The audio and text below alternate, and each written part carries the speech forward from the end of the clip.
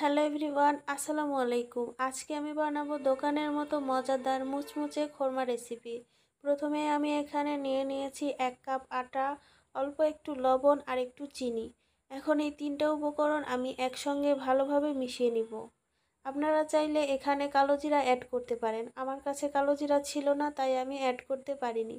কালো জিরাটা দিলে অনেক সুন্দর একটা ফ্লেভার আসে।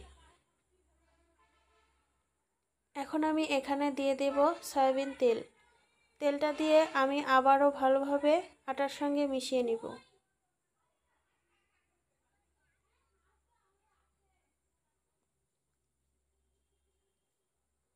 আটাটা মেশাতে মেশাতে যখন দেখবেন এরকম দলা পাকানো যাচ্ছে, তখনই বুঝে নেবেন ভালোভাবে তেলটা আটার সঙ্গে মিশে গিয়েছে। এখনই আমি এখানে অ্যাড করে দেব পানি। পানি দিয়ে এটাকে আবারও অনেকক্ষণ ধরে মাখাতে হবে। এখানে আমার পানিটা কম হয়েছিল, আমি অফ ক্যামেরায় আরও একটু পানি অ্যাড করে নিয়েছিলাম।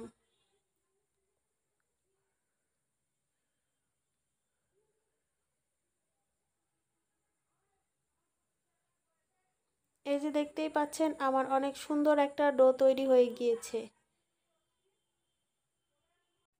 এই ডোটাকে আমি আরও একটু ভালোভাবে মেখে নেব।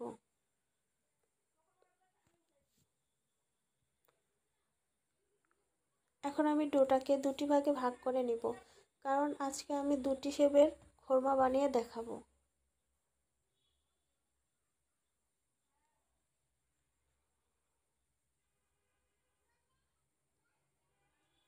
এখন এক ভাগ আটা নিয়ে আমি সুন্দর একটা মোটা করে রুটি বেলে নিব।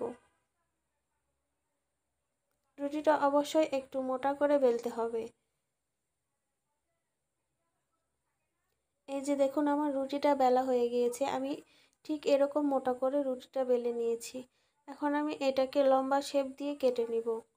আপনারা আপনাদের ইচ্ছা মতো শেপ দিয়ে কাটতে পারেন। আমি এরকম লম্বা লম্বা শেপ দিয়ে কেটে নিয়েছি। এখন আমি এটাকে তেলে ভেজে নিব। একটি পাত্রে তেল দিয়ে দিব। তেলটা গরম হয়ে আসলে খোরমাটা আমি এক এক করে তেলের ভিতরে ছেড়ে দিব। সব সময় চেষ্টা করবেন এইটা মিডিয়াম টু লো ফ্লেমে ভাজার জন্য। এটা কিন্তু হাই ফ্লেমে ভাজা যাবে না। হাই ফ্লেমে ভাজলে ওপরটা পুড়ে যাবে আর ভেতরটা কাঁচা রয়ে যাবে।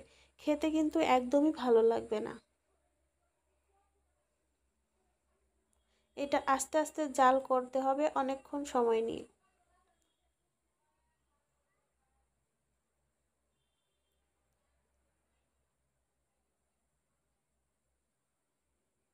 এই যে দেখুন, কত সুন্দর একটা কালার চলে এসেছে। এটাকে আমি আরও একটু সময় নিয়ে ভালোভাবে ভেজে নিব।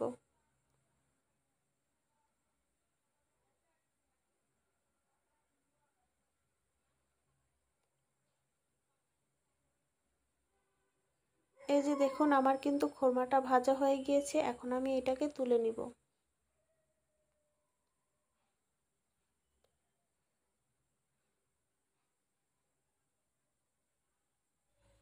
আমি আরও একটি শেপে যে খোরমাটা বানিয়েছিলাম, এই যে এরকম চারকোনা টাইপের, এটাকেও আমি এখন একই তেলে ভেজে নেব। সবসময় চেষ্টা করবেন এটাকে ডুবো তেলে ভাজার জন্য। ডুবো তেলে ভাজলে এটা অনেক ফুলকো আর মুচমুচে হয়। খেতে কিন্তু দারুণ লাগে।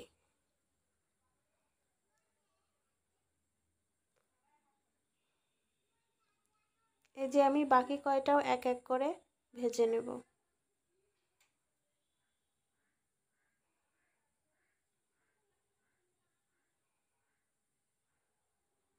দেখুন কত সুন্দর ফুলে উঠেছে আর কত সুন্দর একটা কালার চলে এসেছে। আমার সবগুলো খোরমা ভাজা হয়ে গিয়েছে।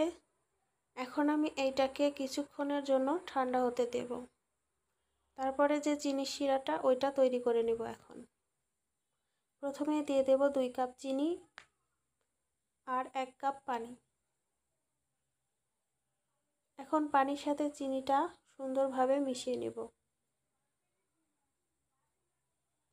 তারপরে এটাকে আস্তে আস্তে জাল করতে হবে।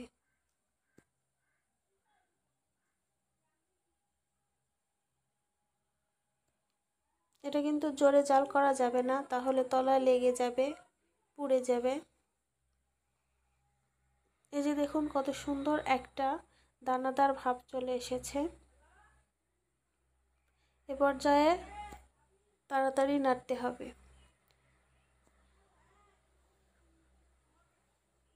এখন আমরা এখানে দিয়ে দেব ভাজা খোরমাগুলো। খোরমাগুলো দিয়ে এটাকে আবারও তাড়াতাড়ি করে নেড়ে নিতে হবে। এটাকে নেড়ে চেড়ে নামিয়ে নিলেই তৈরি হয়ে যাবে আমাদের মজাদার দোকানের মতো মুচমুচে খোরমা রেসিপি। রেসিপিটা ভালো লাগলে অবশ্যই একটা লাইক দিবেন, আমার চ্যানেলটা সাবস্ক্রাইব করবেন। ভালো থাকবেন, সুস্থ থাকবেন। আল্লাহ হাফেজ।